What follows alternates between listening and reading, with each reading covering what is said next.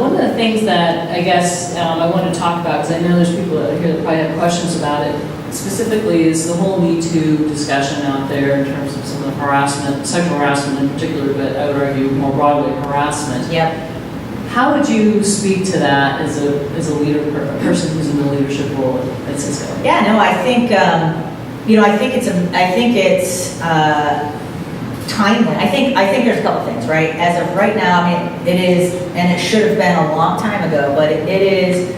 What's good to see is there's like a zero tolerance, as it should be, environment. I can tell you, and I do sit on a couple boards besides even just on Cisco. The world has changed, and it should change a long time ago, but there is, it is a responsibility of management and the board to make sure there is nothing like that going on, right? It's the job of management to make sure the culture of the company doesn't do that. I mean, when you read some of these things that are happening that are very public, you can see where some boards are failing in that.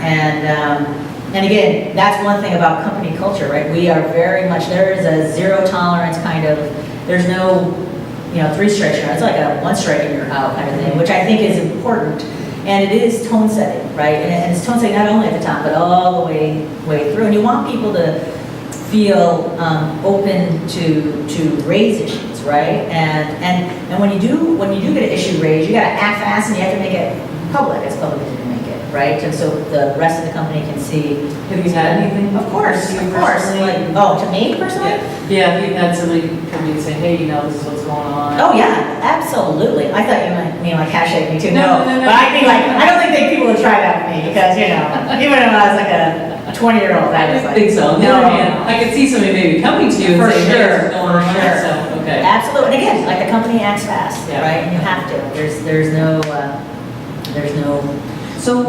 So what kinds of things would you suggest to both men and women that are out in the workplace right now?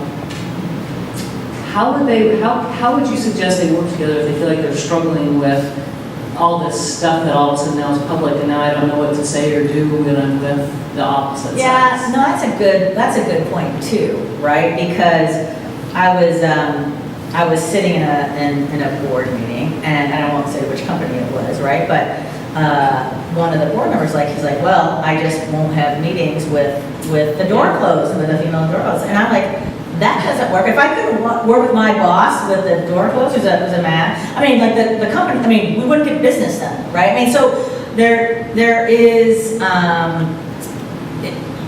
I think you got to figure out how to work through. You can't over-rotate either, but you got to just, again, back to the culture. You can't set policies if you have a bad culture, right? You got to have the right culture, which is, you're working with peers. Doesn't matter if you're a man, woman, whatever you are. It's a respectful environment, and you have to operate that way. But it's certainly. I think all of this, for all the terribleness of the hashtag MeToo stuff, it's been very good, I think, for companies because it does force you to relook, how do you address these things? Are you acting fast enough? Are you having the right discussions? Do your managers all the way through the organization understand that you can't, laugh it off? You can't do any of that. Yep. Very, very true. So glad to hear you say that. Yeah. So, I guess